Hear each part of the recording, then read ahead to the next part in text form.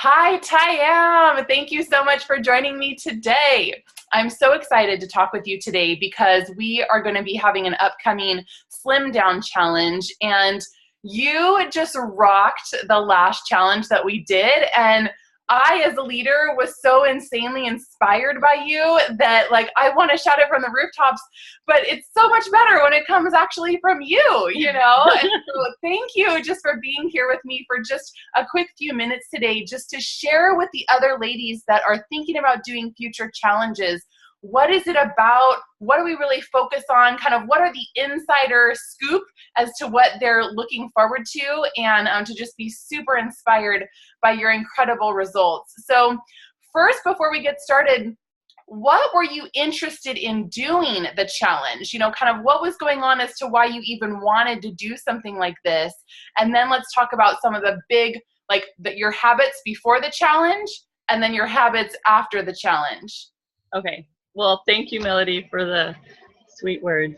But the whole reason why I started the challenge, I'm sure it's the same reason for most people, was, well, my body, I noticed, wanted to start eating healthier. And so I had been looking into different ways, and I kind of had no clue where to start. There's a lot of different things out there. And I just thought, I need someone to give me like a clear focus. Yes. So when I was reading, you know, like what you had to offer, and I was like, oh my gosh, this is exactly what I was looking for. It's going to give me a clear focus. She's going to help me gear in like what kinds of foods I'm supposed to be eating. And so that was my main reason for doing it, was like, I want to start eating healthy. I want my family to start eating healthy, so that I'm not feeding us all of this bad food and slowly killing us, really, you know? So that's why I joined this in the first place, so to be healthier.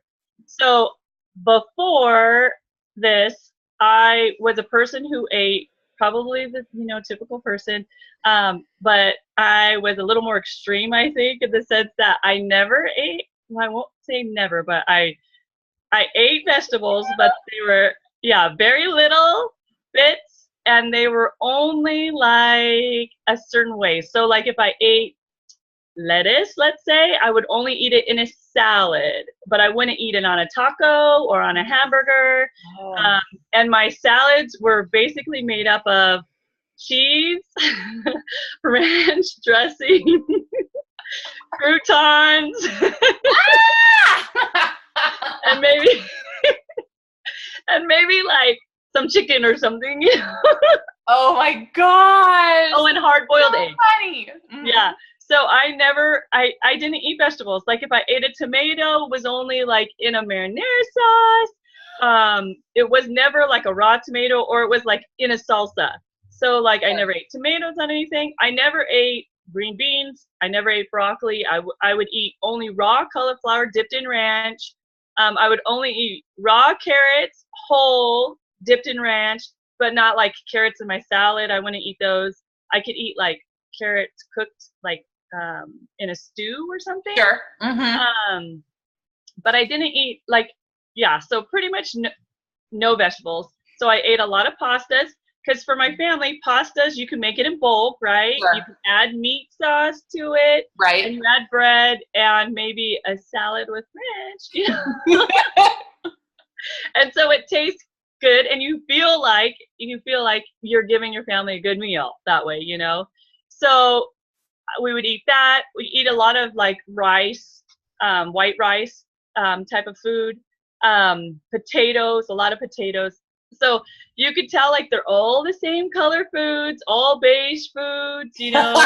My husband would always joke, like, if it's not beige, don't put it on your plate, you know. So there was never any color to my plate. The most color literally would be tomato sauce. Sure. Because I'm like a big tomato sauce, like, spaghetti eater. Yeah. And so, yeah. So you went on an adventure. What I loved was you're like, okay, I want to try to learn this, and it's going to be a lot of changes for me, but I am willing to try. That's the thing. you tried so many different things. And even now that the challenge is done, like you're still like cooking these amazing things when I see it, you know, so these things that you've learned to implement really began to just take root and just stir up this like excitement and almost creativity of doing it. And a huge transformation. So now, like, I have seen people comment and they're like, we can't even believe like how much you are eating vegetables, or, you know, so kind of like, what was that transformation like for you? Well, I don't know. I think maybe if people were in the group with me, they may have thought it looked easy for me, but it wasn't easy for me by any means, because I just turned 40. And so basically for 40 years, I have not ate green vegetables unless my parents forced them down my throat, basically. Right. So, you kind of have to like play a new mental game with your head, because now my body is like, we don't like that. We don't want to eat it. Don't put it in our mouth, you know? Because I used to eat things and then I would like gag and I would feel like I'm going to throw up, you know? So it was very challenging for me to have to do that. So, but I was just determined that this was a change I needed to make for me and for my family. And so I started looking up recipes. That really is like what really helped me. Because by finding recipes and making the food, and it tasted yummy, it was delicious. So then it was easier for me to eat a vegetable with it, or eat it without bread, or don't have the pasta, make, you know, spaghetti squash instead, you know, all of those different things. So that made it a lot easier for me. It's just finding good recipes. And my husband, he went on this journey with me too, but he loves everything. So it was easy for him in that sense, but it was hard because then he was like, but I love eating this over here. Whereas me, I'm like, I just need to kind of make myself learn to like things. So I think the best thing to do is find good recipes and to find the way you like it made. So like my vegetables, I don't like them cooked the same way as my husband does. So I like mine a little bit more on the firm side. And that's something I've had to play with. It's experimentation in the beginning, and you have to be willing to go through the experimentation process, kind of knowing that like you might not love everything you try, especially for the first time, but it's like, okay, I can begin, and I'm not just going to give it that one time and then never try again. It's like, I'm going to try to cook it in a different way, or I'm going to find a different recipe with different seasonings or whatever that is. And you just keep trying until you find the things that you really like. And now you're eating vegetables like on a daily basis more than you ever have before.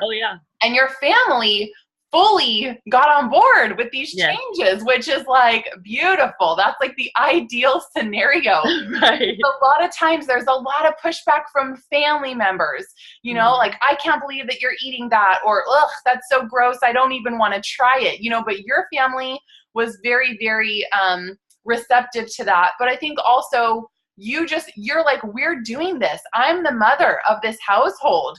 I'm in control of what my family and kids eat.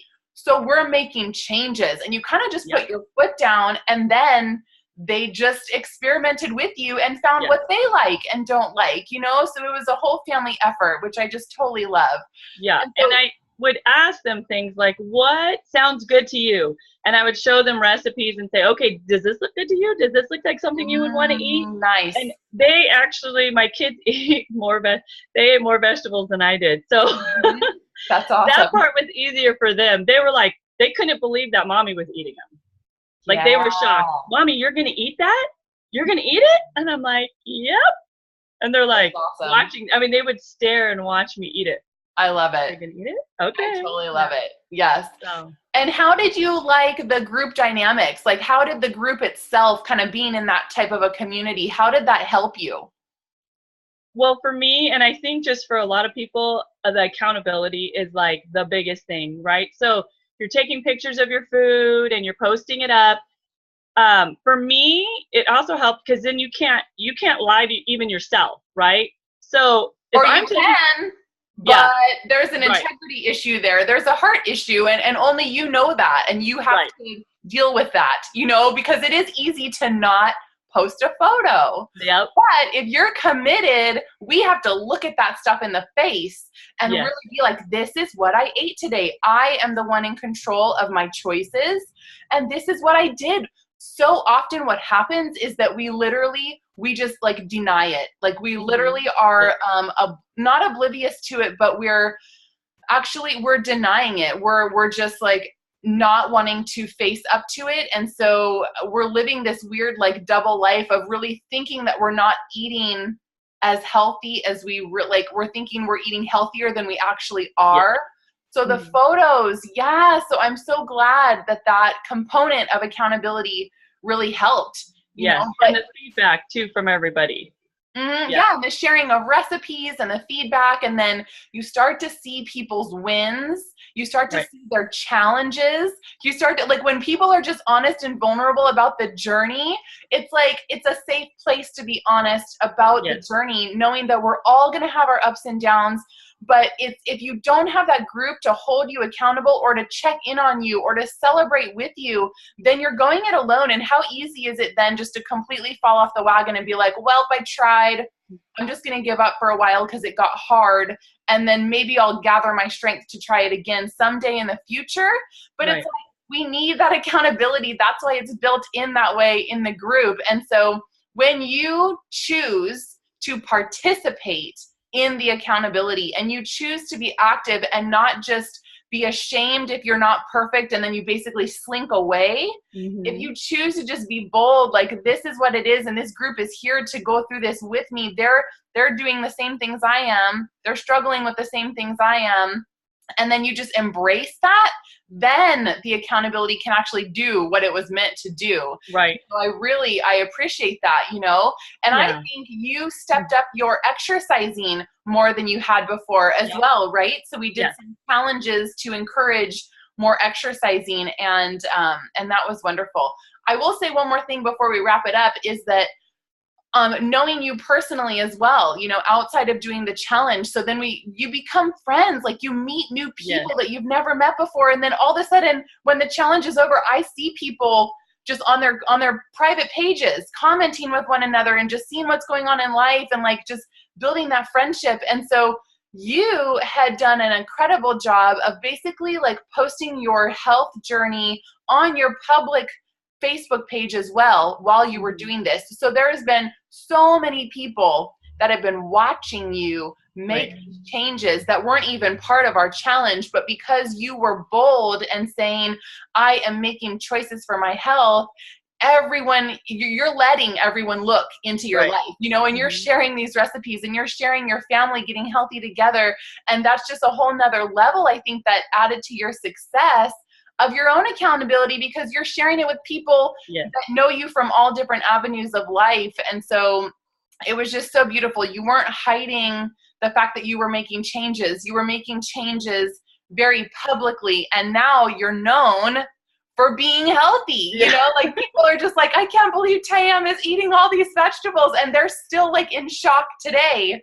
You know, but I love that the challenge was like the catalyst for you, because you were looking to make healthy changes and learn a new healthy lifestyle, and you just embraced it both feet jumping in, fully embraced it. And I'm just so proud of you in the end. So we did the challenge for 2 months, the first time we did one. And what was your weight loss in those 2 months? I think since then, I had lost 17 pounds, because I think since then I've lost an additional 3 pounds. Okay. Got it. Oh my gosh. Yeah. So but I lost over 20 inches everywhere, I would say. Yeah. A lot of inches everywhere. Yeah. That is so awesome. Yeah. So awesome. Yeah, that's so wonderful. And, you know, we were kind of talking about some of the backlash that you start to get when you start making healthy changes in your life. Like, people notice, you know, what are you doing? What are you eating? Why are you eating that? Why are you not eating this? Like, why are you standing up for eating in a different way? And just lots of questions and lots of curiosities, and sometimes some condemnation for doing that and standing up to your health. And so when you're in that environment, in the challenge and you have me as a resource, it's like, let me bring you the science. Like, let me take all the knowledge that I have and bring it together and make it easy. And now let's understand why we're eating like this. But the general public isn't informed and educated, and they don't really even care to be. So when somebody does something that's different and counterculture, then it's just like, what are they doing? Oh, they're being too snobby, or they're being too healthy, or they're whatever. And it's like, because they're just not understanding. And so I'm so proud of you just for standing up for those things, because adversity begins to happen when people really see that you're having some changes. Yeah. And I would even say when people would ask me certain things and I didn't know, I would always be sending you messages, you know, little private messages like, okay, why shouldn't I be eating this? What is this all about? You know, and I'm like, oh man, I think she's getting sick and tired of me sending her messages, but you were always so sweet and so helpful, you know, but I loved that because then I knew the answer, so I didn't have to worry about it. You know, I would go look it up, I would go find things, you know, and research it myself even further. And so it was just, I really enjoyed that part too. It's just having you accessible to where I could ask for help and you would always answer. Yeah, that's so awesome. Thank you so much, Thiam. I appreciate this so much. Like I said, I am so proud of you because your transformation was so radical. And, you know, we've set up the challenge to specifically help women to have the accountability, all the knowledge and resources and tools that they need. And then you literally can make completely life-changing shifts like you have done.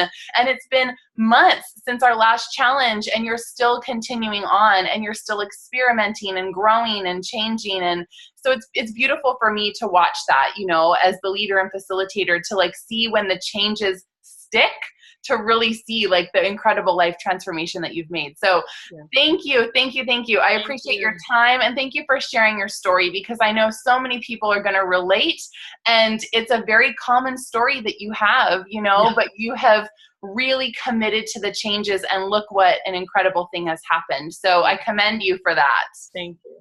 Absolutely. Thank you so much. Have a good night. Bye, my lady. Bye.